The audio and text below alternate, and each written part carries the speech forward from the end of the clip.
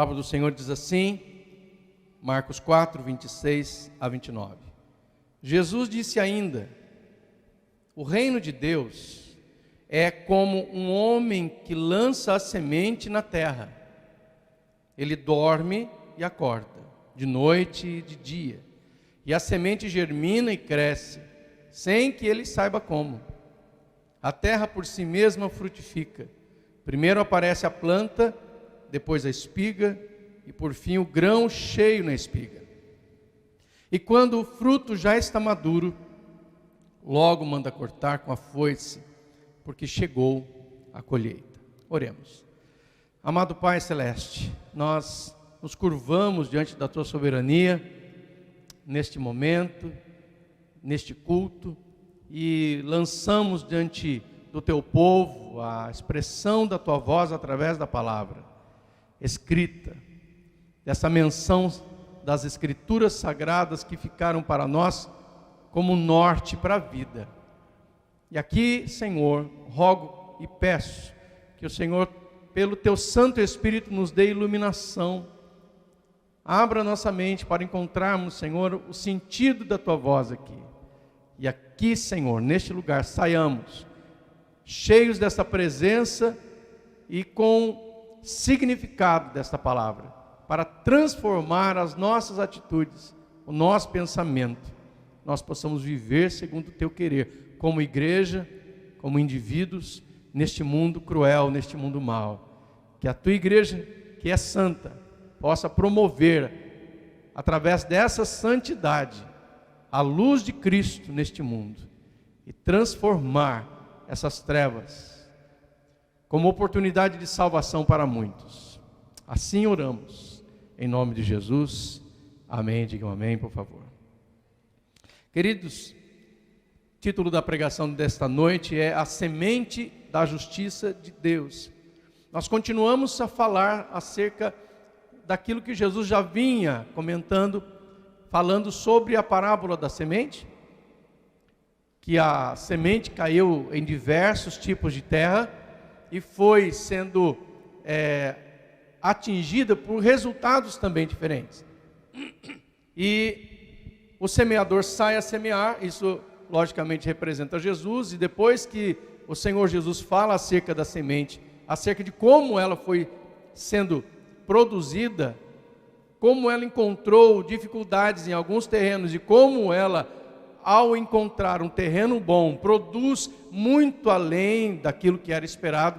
Depois Jesus também continua falando sobre a parábola da candeia, e nós falamos sobre isso, numa das últimas pregações minhas, até eu me afastar, quando nós entendemos que a candeia somos cada um de nós, é a igreja, e a luz que a candeia produz é a iluminação através do ensino da palavra de Deus no mundo em trevas. E esta igreja não pode ficar escondida. A igreja precisa ficar à vista, precisa se mostrar, precisa sair para fora, precisa fazer acontecer o movimento da palavra de Deus nos corações das pessoas deste mundo. Este é o papel da igreja. E aqui nós vemos Jesus, depois de ter atravessado esses comentários, esses ensinos com os seus discípulos, ele vem e traz agora esta parábola, que é a parábola desta semente. Essa parábola está tratando acerca do homem que semeou, acerca desta pessoa que fez o trabalho e como ele vai confiar que estas sementes que foram lançadas em terra, como ele vai saber, como ele vai se comportar com relação àquilo tudo que ele fez, o trabalho que se fez, como nós vamos esperar o seu resultado.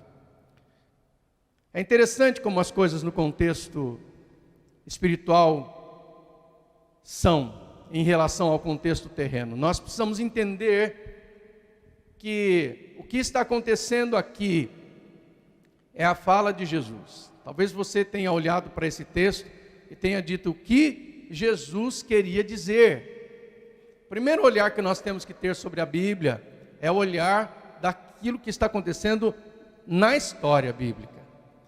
Porque se nós encontrarmos a razão, o significado daquele momento, nós vamos entender a mensagem.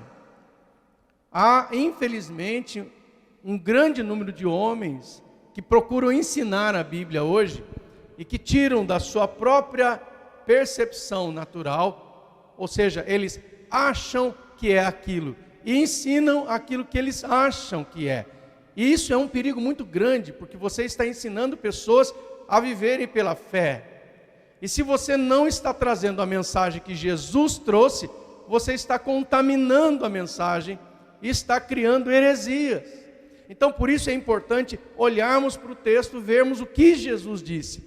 Quando nós fazemos isso, estamos interpretando pelo lado espiritual, segundo a mensagem, no significado do próprio Cristo. O que significa isso? Significa que, embora seja hoje o pastor Gildo aqui a falar, nós precisamos imaginar que se a palavra está sendo bem ensinada, segundo o que foi dito, é como se nós trouxéssemos Jesus para a tribuna. Porque ele fala, será que Jesus pregaria exatamente isso que o Gildo está pregando? Essa é a pergunta que você tem que fazer. Porque toda a história do cristianismo foi baseada nos ensinos deste homem, não deste homem. Toda a história do cristianismo ela é baseada na vida deste homem, e não dos homens que foram trazendo ao longo dos tempos suas versões. Há uma só versão, é a versão de Jesus. Então nós temos que ouvir e ler a palavra de Deus conforme Jesus disse. E é possível saber isso, pastor? Sim.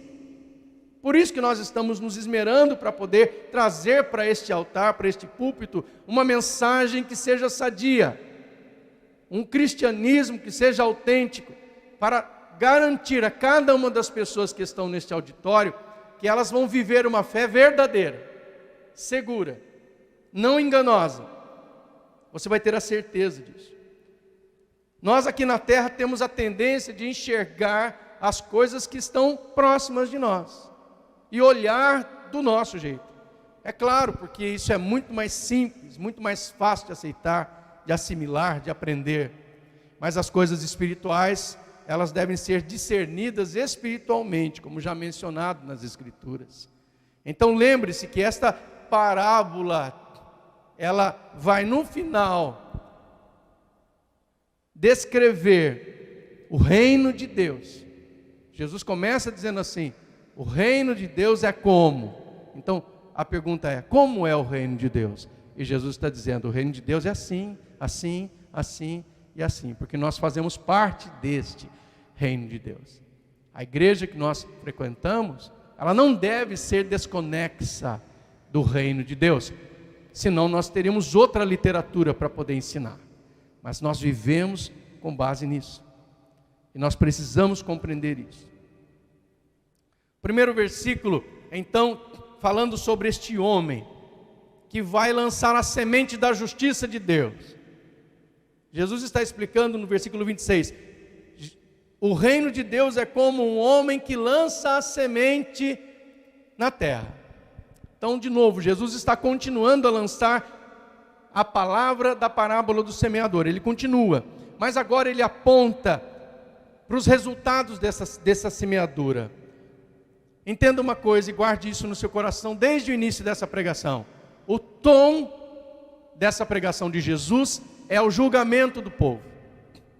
Eles receberam a semente, a palavra foi ensinada, a semente caiu nas terras ruins, difíceis, com cada um dos seus impedimentos e oposições, mas depois ela cai na terra boa. Então, isso precisa estar dentro do seu coração, da sua mente, para entender. Mas Jesus agora, ele vai falar, a semente ela vai cair, e a semente é a oportunidade, mas depois que o fruto chegar com a espiga madura, haverá o juízo, porque todos hão de ser julgados mediante como escolheram trabalhar a semente em seus terrenos de suas almas.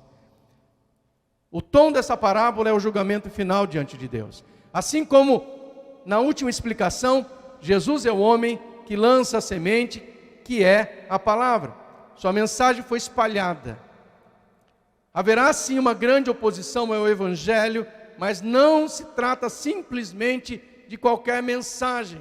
Entenda, o Evangelho, quando ele é pregado de forma verdadeira, ele gera oposição. Se não está acontecendo nenhum problema, fique preocupado com o Evangelho que você está pregando. Porque o Evangelho verdadeiro, ele cria oposições. As pessoas têm dificuldades de enxergar uma verdade, porque essa verdade dói. A verdade de Cristo dói no coração do pecador.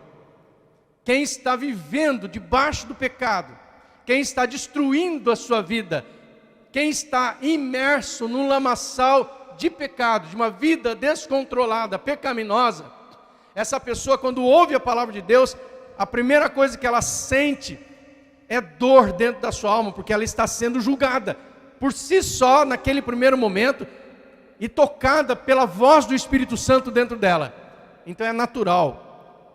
Quando você vê uma pessoa guardando, acumulando uma ferida, sabe? Eu lembro quando eu era garoto, que a gente ia jogar bola e às vezes caía, machucava o joelho, abria aquele buraco no joelho e depois ia sarar, que sarava sozinho aquele negócio, né? Ia formando uma casca. Vocês lembram disso? Nunca mais ouvi falar que esse negócio acontece hoje. Acho que a medicina mudou, né? Mas no meu tempo a gente era tudo largado. Então, formava aquela casca no joelho, assim, já viveu isso, Tomé? Aquela casca no joelho, aquele negócio desse tamanho, se você dobrava o joelho, aquilo quebrava, saía uma aguinha estranha, né? Tinha um cheiro ruim. Só que a gente, para não doer mais, a gente evitava ficar mexendo naquilo. Mas não curava. Não curava. O que tinha que fazer para curar? Você tinha que arrancar aquela casca que havia formado, limpar todo aquele pus que estava dentro, jogar. Minha mãe já fazia uma mistura, sei lá o que era aquilo que ela fazia, que espumava, limpava e tal, passava o remédio, doía demais, mas curava. Então o pecado na vida do homem é mais ou menos isso, nessa comparação que eu faço. Tem gente que está com as feridas da sua vida, do seu pecado ali, com aquele pus por baixo daquela casca, na sua alma, no seu estilo de vida, e ele está acumulando aquilo e não quer mexer. Então quando a palavra verdadeira do Evangelho vem, ela está provocando o arrancar daquela casca, provocando o homem para olhar para a podridão que está se formando na alma dele. O poder da palavra de Deus é isso, por isso que as pessoas se opõem, porque elas estão tão acostumadas e já se conscientizaram em suas mentes cauterizadas de que viver o pecado que elas vivem é bom, e que nós aqui pregamos o Evangelho que somos os errados. E aí faz com que a sociedade toda mude a forma de pensar para aceitar as deturpações do comportamento humano, que é pecado, como algo puro, como algo bom, como algo sadio. Viva a sua felicidade, o mundo diz. Mas espera aí, felicidade eu encontro em Jesus. E para encontrar a felicidade em Jesus, que é a felicidade genuína que vai me levar para o céu, eu preciso ser tratado nas minhas dificuldades, olhar para a minha ferida, arrancar a casca, limpar o pus, curar aquilo, porque só o Senhor pode curar a ferida da minha alma e me dar condições de viver uma vida digna. Esse é o poder da mensagem. Esse é o poder deste momento, deste homem que lançou a sua semente. O reino de Deus é assim, é lançar a semente. É lançar a semente. Esta é a mensagem. A mensagem do Senhor tem poder, irmãos. A mensagem do Senhor vem para mostrar ao homem que Deus graciosamente está lhe oferecendo a oportunidade de salvação.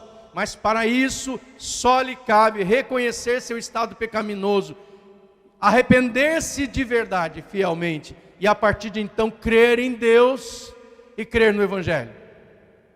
Não dá para você achar que alguém mudou de vida se ela não veio para Deus. Não dá para você avaliar uma transformação de vida em alguém se ele não se compromete com a palavra de Deus, com o Evangelho de Deus. Eu acho que o Evangelho é assim. Não tem isso, irmão. Ninguém pode achar, presumir sem conhecer. Por isso a igreja está aqui, por isso nós estamos treinando, por isso nós estamos ensinando, por isso nós estamos nos capacitando, para que ninguém se engane e queira criar para si um pensamento religioso, achando que Jesus disse alguma coisa que ele não disse, porque assim seríamos falsos profetas.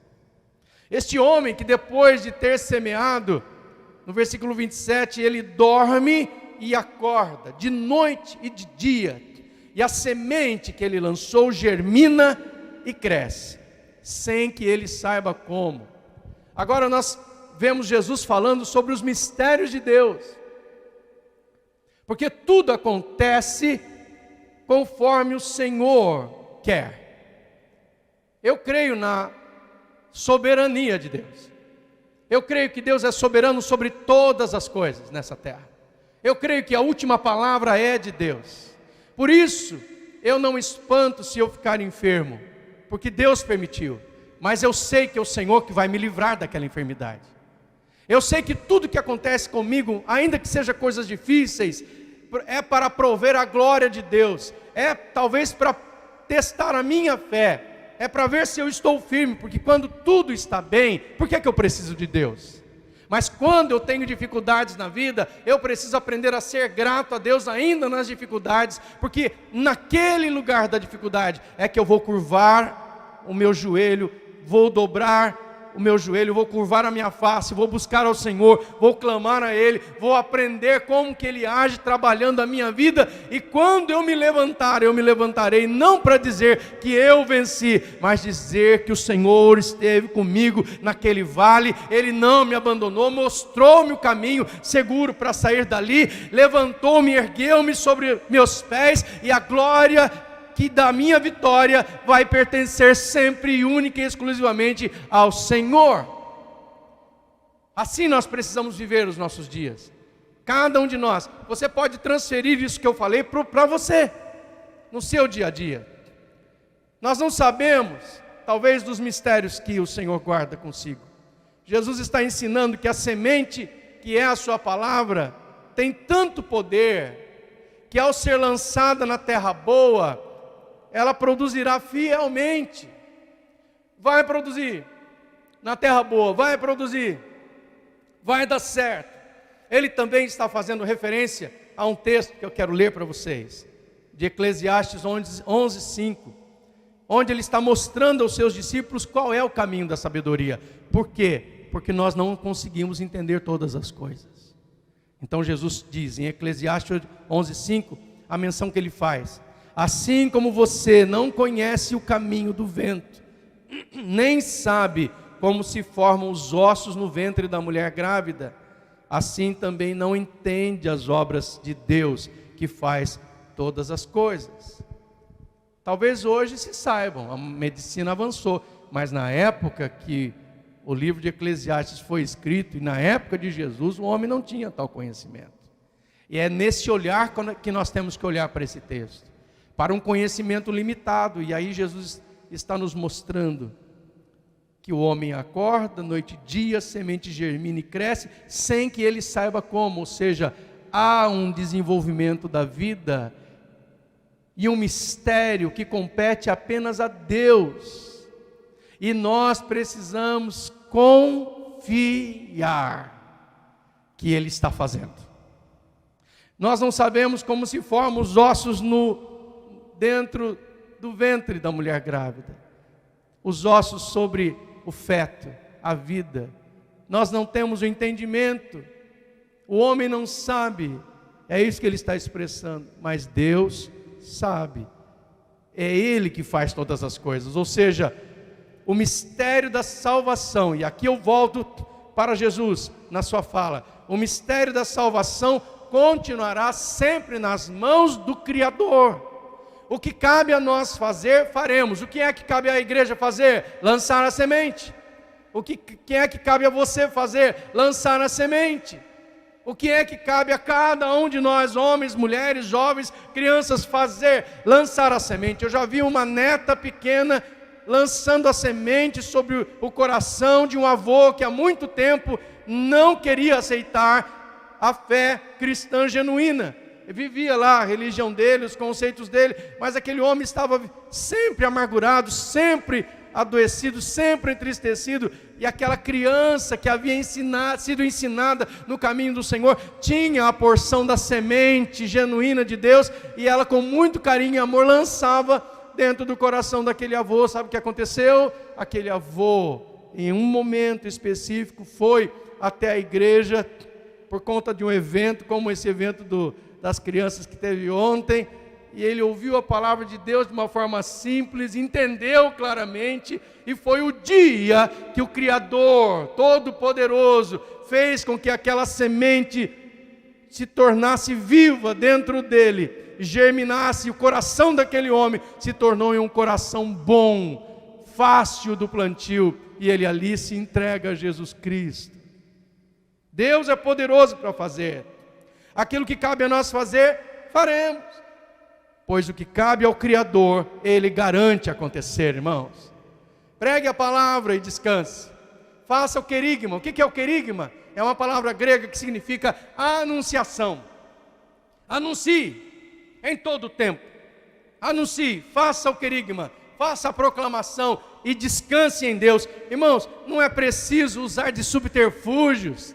A gente não precisa colocar lenço, precisa colocar corrente, sabonete, rosa ungida, sei lá o que. Não precisa de nada disso, irmão. Temos que seguir a palavra, viver a palavra, pregar a palavra, ensinar a palavra. É a semente que tem poder. Não precisamos usar de crendices, não precisamos de mantras, não precisamos de símbolos mágicos. É preciso anunciar o reino de Deus e a sua justiça com fidelidade à santa palavra, que Deus, o Senhor Todo-Poderoso, se encarregará de fazer a semente germinar e crescer na hora certa. Aleluia. Jesus continua dizendo sobre essa semente da justiça.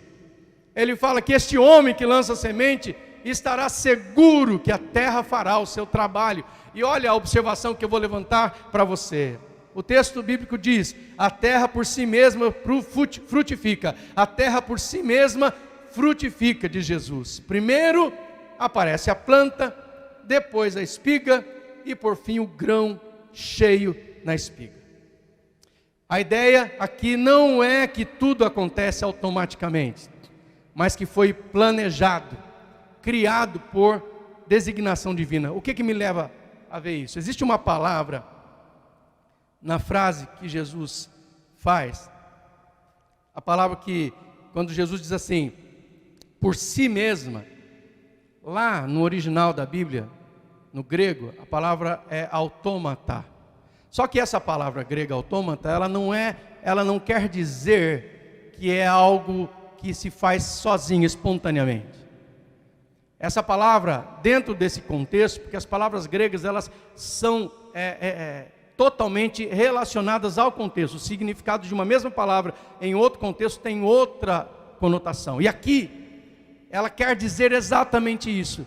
Deus programou. Deus planejou.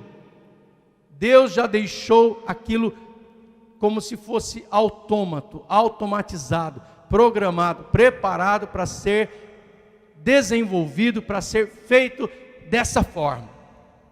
Dá para entender essa explicação?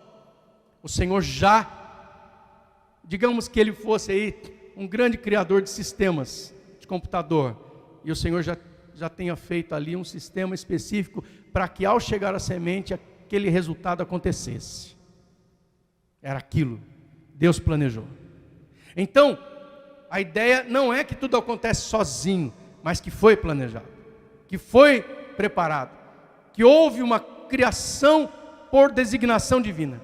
Nada acontece pela força natural, mas acontece então pela força sobrenatural de Deus. A palavra que é a semente, que é a semente da justiça, cai na terra boa, o homem descansa, ele não sabe o processo, porque isso compete a Deus e ao seu mistério, e agora nós podemos entender que vai frutificar, porque foi planejado por Deus. É isso que Jesus está dizendo quando diz por si mesma. E quando ele fala sobre a terra, a palavra terra, ela faz referência aqui a uma arena. Uma arena onde se desenrolam as histórias e os destinos da vida. Muito mais que um campo de batalhas desta arena, esta arena ela serve como um campo de provas, um campo de testes. A semente está num campo de provas, mas ela está designada para crescer e produzir. A mensagem que está oculta nos corações, aparentemente não surtiu o resultado que era esperado, mas aquilo que está oculto virá à tona como uma espiga cheia de grãos, meus irmãos. E o Deus que tudo faz, também faz a salvação chegar ao coração dos seus filhos escolhidos, porque o Senhor lançou sobre eles essa semente, preparou essa terra que é o campo de provas, que está dentro do viver do ser humano. E este viver do ser humano passa por algumas fases de indecisões, de lutas, e é nesse exato momento que o Espírito Santo está fazendo a sua obra de convencer o homem do pecado, da justiça e do juízo. Esse processo, ele está acontecendo, está germinando. O homem está mudando os seus parâmetros, o seu olhar. Ele está mudando a sua opinião. Aquilo que ele achava certo antes, agora ele percebe que já não era tão certo assim. Aquilo que ele falava antes, que feria sem pensar, agora ele já começa a ser comedido. Os locais para onde ele ia, e ele não media as consequências, agora ele já não vai mais. As amizades que ele tinha, que ele achava que aquilo era bom para a sua farra, para seu deleite, para a sua alegria, hoje ele vê que aquilo tudo era perigo para a sua família, para a sua vida, para a sua saúde. Quem faz isso? A palavra de Deus que está germinada, o mistério da geração da vida, daquilo que o Senhor já preparou, já planejou de antemão para aquele homem, e a obra do Espírito Santo que está transformando o caráter daquele homem, até que ele chegue diante de Deus e diga: eu me rendo a ti. Deus está fazendo a obra. O Deus que tudo faz, também faz chegar a salvação aos corações daqueles que Ele chamou. E finalmente,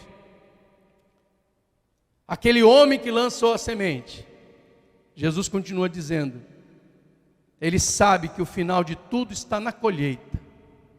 E aqui nós vamos ver o caráter da semente da justiça. E quando o fruto já está maduro, logo manda cortar com a foice, porque chegou a colheita. E por fim, o caráter desta mensagem se torna agora evidentemente escatológico. Ele se apresenta neste momento assim, porque culmina com todo o conteúdo da mensagem que é pregada. Entenda uma coisa, Jesus vem trazendo uma explicação sobre o valor de se pregar, sobre o que representa a mensagem, sobre os corações das pessoas e o tipo de gente para a qual a semente é lançada. Ele mostra que a mensagem é também considerada uma luz para o mundo em trevas, e que é nosso dever lançar a mensagem. E agora ele mostra que ainda que os homens tenham recebido tal mensagem, a forma como eles recebem e encaram, se eles sufocam a mensagem e preferem viver a vida de pecado, ou se eles aceitam a mensagem e preferem viver uma vida justa. O caráter dessa mensagem se apresenta: pois onde a semente caiu e não produziu, haverá consequências. E é o alerta que Jesus dá. Jesus faz referência então aqui a Joel 13. Joel 3:13, onde se lê o seguinte, observe. Lá em Joel 3:13 diz assim: peguem a foice e comecem a colher, porque o lagar está cheio, os seus compartimentos transbordam, porque é grande a maldade dessas nações. Aqui Jesus está chamando a atenção que quando o fruto está maduro, logo manda cortar com a foice, porque chegou a hora da colheita. É a hora da justiça. É a hora da justiça. Quando o fruto está maduro, logo vem a foice para cortar. Preste atenção, irmão. Onde há santidade, se colherá a justiça da salvação redentora por Cristo Jesus, o nosso Senhor. Mas onde o fruto que se vê, provém do pecado, da imoralidade, da torpeza, da podridão, da mentira, do ódio, da maldade, se colherá a justiça para a condenação eterna. Então, a justiça de Deus, ela age para ambos os lados. A mesma justiça de Deus é para aqueles que são frutos da santidade, como justiça para a redenção. A justiça de Deus para aqueles que são fruto do pecado, da imoralidade, é justiça para a condenação eterna. E não tem conversa. Poxa, mas Senhor, eu conheço pessoas boas, ela só não vai na igreja, ela só não conhece Jesus. Conheço gente honesta que vale muito mais do que 100 crentes que estão indo na igreja, que estão vivendo lá sem transformação. Eu também conheço. Só que o único caminho para o ser humano encontrar redenção para a alma e garantia que depois que ele morrer, ele vai encontrar a vida eterna, chama-se Jesus. Chama-se Jesus. Se a pessoa não se entregou para Jesus, sinto muito. A colheita do fruto dela será debaixo da justiça para a condenação, porque ela está debaixo do pecado, irmãos, debaixo do pecado. O apóstolo Paulo escreve aos Romanos: que faremos, pois, irmãos? Permaneceremos no pecado? Não. Então, por quê? Porque a lei do pecado e da morte sobrepujou as pessoas, matou as pessoas. Pessoas são escravas do pecado sem saberem, estão vivendo sua vida, achando que estão aproveitando o viver. Novamente eu digo, aproveitar as coisas do mundo também está a nós, ao nosso alcance. Porém, nós não vamos extrapolar naquilo que vai contaminar a nossa relação com Deus. Nós podemos viver, pode passear, pode viajar, pode fazer tudo que você imaginar. O apóstolo Paulo disse: tudo me é lícito, porém não é tudo que eu farei, porque não convém. Então é a avaliação daquilo que vai interferir no seu comportamento, na sua vida de santidade, no fruto que você vai apresentar diante de Deus, porque no final de todas as coisas a justiça vai alcançar. Aqui neste auditório, e das pessoas que provavelmente estejam me ouvindo e me assistindo agora, nós temos pessoas que estão vivendo o fruto da justiça pela redenção de Deus. A igreja do Senhor é formada de crentes, de cristãos que se propuseram a viver essa palavra de santidade. Nós estamos aqui congregados, adorando diante do Senhor, então é muito provável que a igreja esteja salva, mas a preocupação que Jesus está levantando aqui é com aqueles que no mundo estão se perdendo. É com o filho de alguém, é com o primo de alguém, com a mãe, o pai de alguém, com o avô de alguém, o tio de alguém, o amigo de alguém que está aqui, santo, que vai colher o fruto da redenção, mas eles lá fora estão lá colhendo frutos da maldade, e que seguramente, se ninguém fizer nada, eles irão para o inferno. Quem é que tem que fazer alguma coisa por eles? A expressão da semente da justiça de Deus, através da boca de Jesus neste momento é: quem é que irá fazer alguma coisa por aqueles que se perdem? Quem é que vai alcançar essas pessoas? Quem é que vai mandar a semente? Ou será que nós vamos continuar calados? Eu não gosto de discutir religião, nem futebol, nem política. Eu acho que você precisa repensar o seu conceito. Não discuta a religião, ensine a palavra de Deus. Não discuta aspectos teológicos, ensine Jesus Cristo. Não precisa discutir tendências de doutrinas, de costumes. Fale sobre Jesus, sobre o amor de Jesus. Ofereça oração, ofereça atenção, ofereça carinho, ofereça o amor de Deus que transformou a sua vida. Espalhe isso, rasgue a sua alma na presença de pessoas que precisam saber o que Jesus fez com você, porque eles precisam encontrar neste caminho que você encontrou a salvação para a alma deles, antes que seja tarde. A igreja tem que se levantar. A igreja precisa fazer isso. Meus irmãos, entenda uma coisa. Hoje eu comentei de manhã sobre isso, eu quero comentar com você também. Eu tenho procurado estudar um pouquinho sobre a história da igreja ao longo dos séculos. E uma coisa que a gente vê na igreja primitiva de Atos, a gente vê que depois que Jesus ascendeu aos céus, foi para o Pai, os seus discípulos ficaram e começaram a desenvolver a igreja. E como que eles faziam isso? Eles iam de casa em casa. A Bíblia é claríssima quando diz isso. De casa em casa, todos os dias, eles se reuniam, aqueles que iam se salvando, eles ensinavam a palavra, eles comiam juntos, compartilhavam o pão, eles tinham tempos de comunhão, eles tinham tempos onde podiam orar uns pelos outros, e eles eram instruídos na palavra. E com muita alegria no coração e singeleza de alma, a palavra do Senhor foi se espalhando. Então veja bem, de casa em casa, uma pessoa dentro de uma casa, ela sabe que aquele ambiente é mais tranquilo para ela. Não é religião. Naquela casa ela pode receber a palavra. Naquela casa ela pode falar o que ela não está entendendo. Ela pode perguntar, ela pode compartilhar. Ela pode abrir seu coração, pode confiar, porque ela foi chamada por um amigo para poder estar ali, que vai dar apoio para ela se ela se sentir insegura. Vai conhecer gente nova que vive aquela fé e que experimentou a alegria de Deus. Então, a igreja primitiva vivia isso.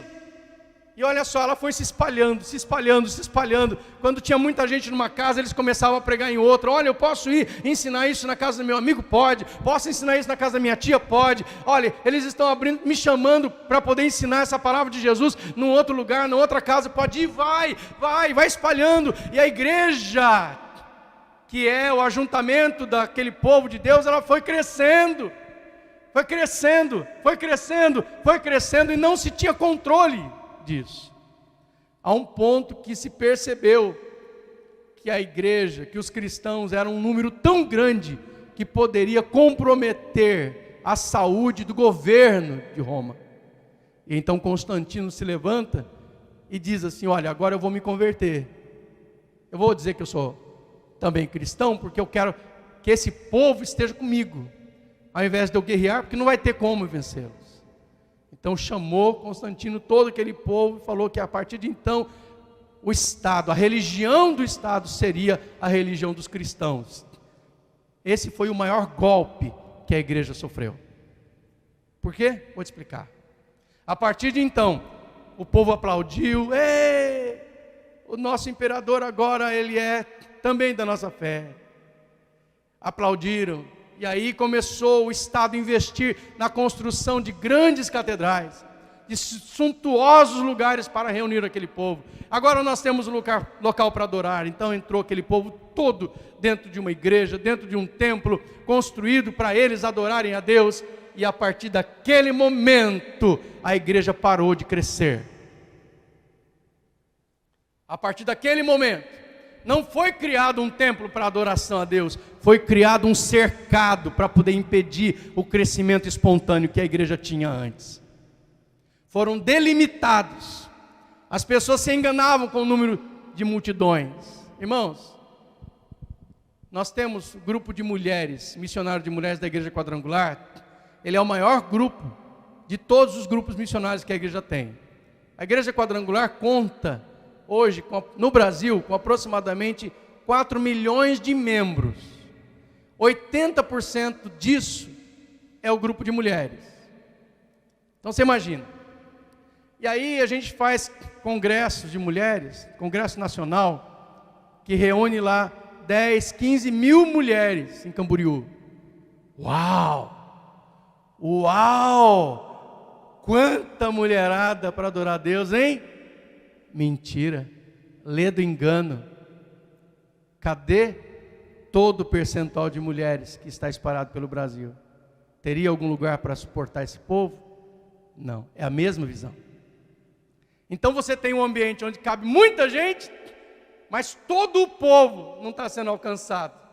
Você cria igrejas, mas todo o povo que precisa ser alcançado espontaneamente, deixa de vir, deixa de participar, deixa de ser tocado. A semente não alcança essas pessoas.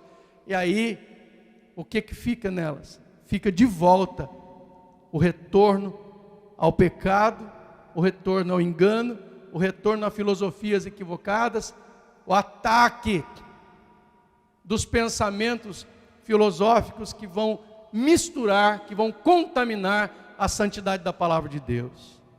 É isso.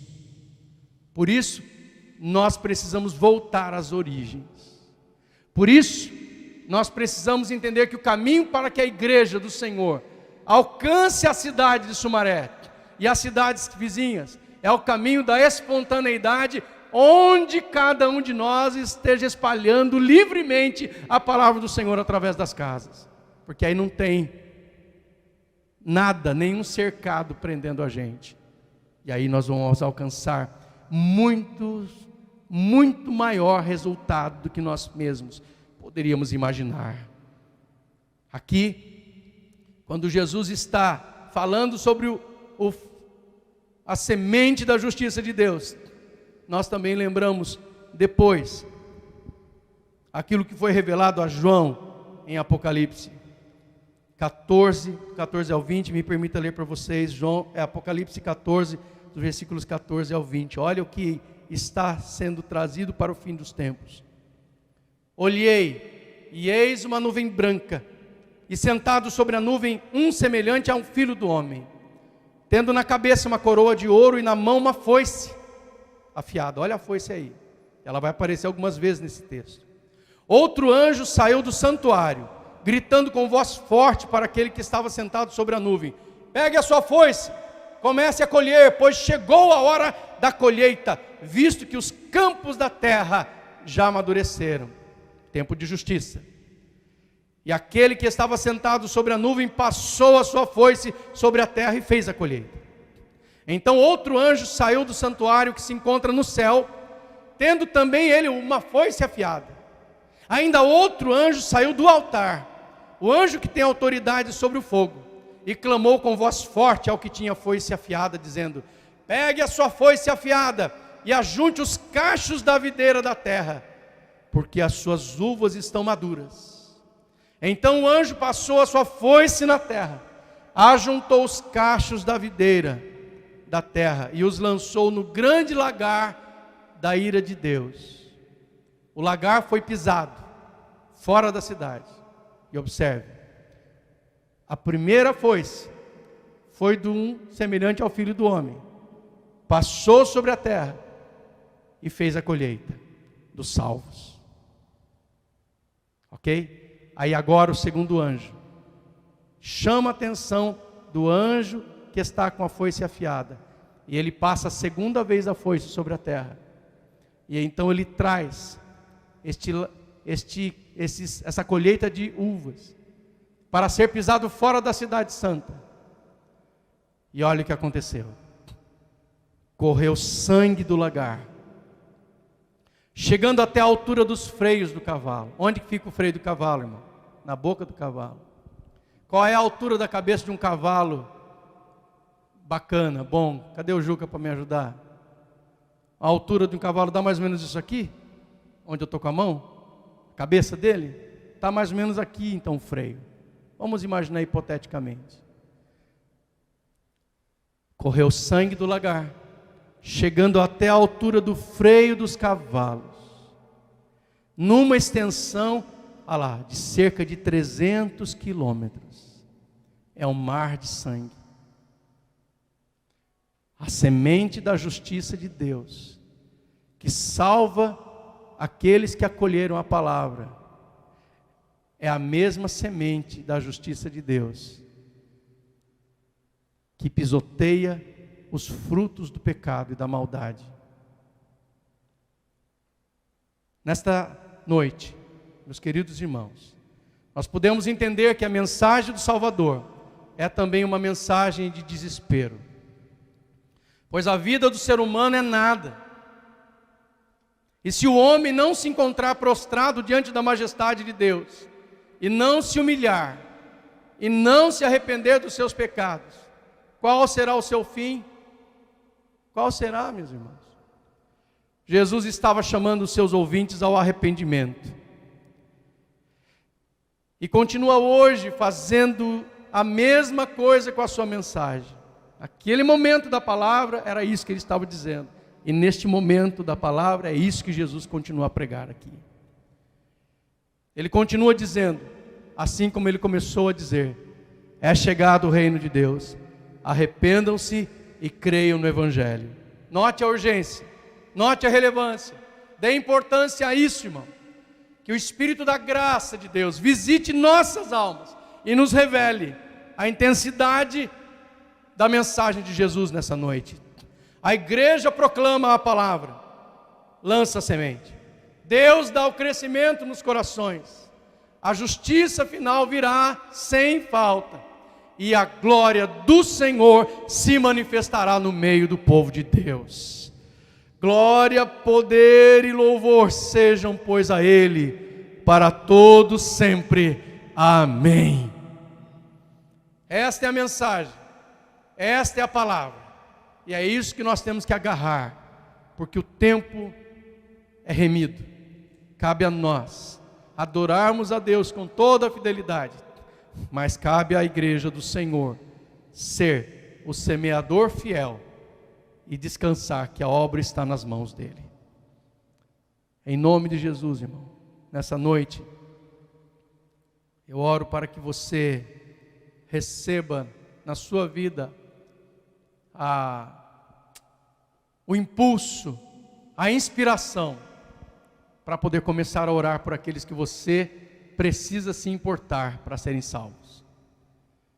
Que o Senhor te dê a oportunidade de ser você o semeador naqueles corações. Que você se preocupe com eles. Que você seja o atalaia. Que você dê o som certo e avise. Avise. Avise. Faça um programa de oração. Coloque na sua lista o nome das pessoas que você entende que precisam de salvação. E comece a orar por eles todo dia. Fale o nome deles diante de Deus. Clame diante do Senhor por oportunidades. Não canse de fazer isso. Não viva olhando apenas para si na sua vida. Não se engane. Você precisa orar e lançar a semente para o coração daqueles que você ama, antes que seja tarde para eles. Que o Senhor te dê uma unção nova do Espírito Santo de Deus nessa noite. E te encha de autoridade para que você seja instrumento da salvação da sua família e dos seus amigos, em nome de Jesus.